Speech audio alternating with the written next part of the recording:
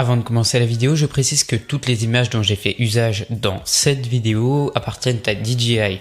Autrement dit, elles ne m'appartiennent pas et je tenais à le souligner. Salut tout le monde, c'est Tim et le DJI Osmo Pocket arrive enfin. En fait, je sais même pas pourquoi je vous dis enfin puisque je m'attendais absolument pas à la sortie d'un petit frère pour notre fameux DJI Osmo. Bref, on va en parler un peu et je vais vous donner mon avis personnel sur le produit. Notre stabilisateur, voilà à quoi il ressemble et c'est tout l'intérêt que je sois sur un fond vert, vous voyez pourquoi. Voilà. Bon allez, c'est parti pour les specs. Tout d'abord, ce stabilisateur est un petit peu modulaire puisque on peut mettre des tonnes d'accessoires et il y a des tonnes d'accessoires. Et puis surtout, on peut brancher un micro. Et ça, c'est vraiment cool. Mais c'est avec un accessoire, donc faut quand même acheter un accessoire à part. Et ça, c'est pas cool. Ça aurait pris aucun sou de rajouter une prise jack, mais c'est juste marketing de la part de DJI, c'est juste pour faire de l'argent. Et c'est un petit peu compréhensible car le produit en soi n'est pas si cher que ça. Ce gimbal, on dirait qu'il est un petit peu destiné aux petites productions, c'est-à-dire aux petites vidéos, aux petits films, à petit budget que vous voulez faire. Il n'est pas destiné à faire du court-métrage ou de la fiction. Il pourrait, mais c'est pas son but premier en soi. Et ce qui est étonnant là-dessus, c'est qu'on a quand même un profil semi-log. Semi-log, ça ressemble à ça l'image. Voilà, c'est une image qui est pas très agréable à regarder, qui est pas vraiment belle. Et ça permet de pouvoir étalonner plus facilement au montage. La résolution, on est sur de la 4K et de la 1080p à 24, 25, 30, 48, 50, 60 fps. Je sais pas si j'aurais pu le faire sans regarder mon téléphone en même temps. Donc du coup, on n'aura pas de gros slow motion. On est quand même sur du 60 fps, donc on aura quand même des beaux ralentis, mais pas de vrai slow motion.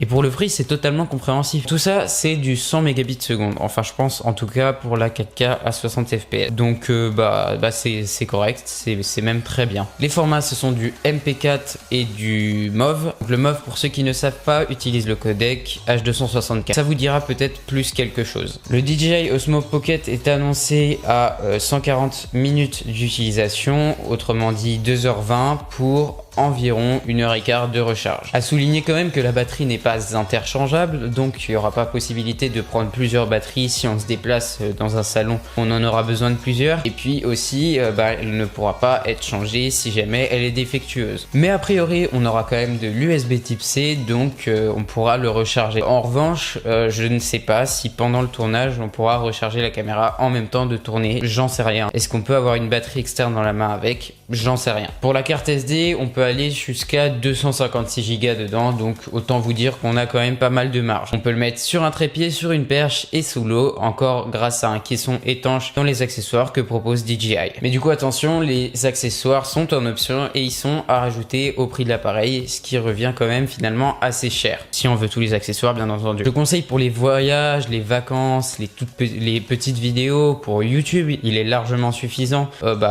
Pour tout ce qui est vidéo, qui ne demande pas de filmer de façon incroyable et de façon très manuelle surtout, puisque je pense que c'est pas mal de trucs automatiques. On n'aura pas par exemple la possibilité de régler l'ouverture. Ce sera une ouverture 2.0, une focale 2 et ce sera une focale fixe. On pourra pas tout modifier, ce sera pas paramétrable autant qu'un G7, mais ce sera vachement cool quand même et surtout pour le prix, et ça filme en 4K. Faut pas l'oublier. Il est vraiment minuscule, il fait 13 cm de haut en comptant la nacelle. Si je le mets à côté de moi, à l'échelle, à côté de ma tête, voilà à quoi ça ressemble.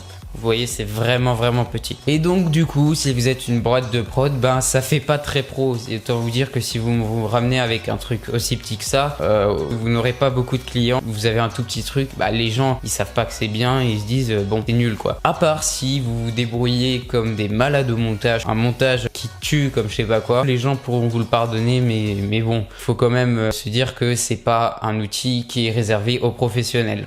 Et je le dis enfin, 360 €. Il est tout de même fourni avec un étui de rangement, un câble de charge et des adaptateurs pour Lightning et USB type C, soit Android et iOS. Ou plutôt l'inverse, pardon. Il y aurait plein de fonctions cool annoncées par DJI, mais n'ayant pas testé, je ne préfère pas vous en parler. En ce qui me concerne, je sais que ce serait un achat qui me plairait et qui me serait utile. utile. C'est pourquoi je vous laisse un sondage. Faut-il mieux que j'achète un stabilisateur pour ma caméra actuelle, le G7, ou est-ce qu'il faut mieux que j'achète ce petit stabilisateur, ce petit gimbal DJI Osmo Pocket? J'aurais extrêmement de mal à me décider, sachant qu'en plus le DJI Osmo Pocket fait du 60 fps en 4K, contrairement au G7 qui en fait que du 25 fps en 4K. Donc voilà, ce serait très dur de se décider puisque on a quand même le côté manuel sur le G7 qu'on n'a pas sur ce type d'appareil, et en plus il est tout petit, c'est vraiment minuscule. Donc voilà, j'aurais extrêmement de mal à me décider. C'est pour ça que je voudrais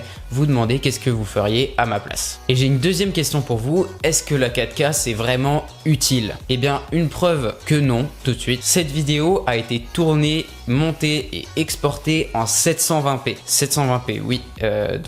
Voilà, vous avez pu voir que la qualité était bonne. C'était de la 720p. Donc voilà, on sait que la 4K c'est pas forcément très utile, sachant qu'on n'est même pas sur de la 1080p là et que c'est très bon. Voilà, c'est déjà la fin de cette vidéo. J'espère qu'elle vous aura plu, et n'oubliez pas, il faut mieux une 720p bien gérée qu'une 4K mal éclairée. C'était pas ça la phrase que j'avais écrit, je viens de la modifier là, j'ai pas fait exprès. Ce que j'avais écrit c'était une 720p bien gérée et ce qu'il y a de mieux pour bien démarrer. Une 720p bien gérée, c'est ce qu'il y a de mieux pour démarrer. C'est ce que j'avais dit, mais le slogan que j'ai dit juste avant c'était pas mal, je m'en rappelle même plus. Il faut mieux une 720p bien gérée qu'une 4K mal éclairée. Et c'est sur cette magnifique phrase que moi je vous dis à la prochaine.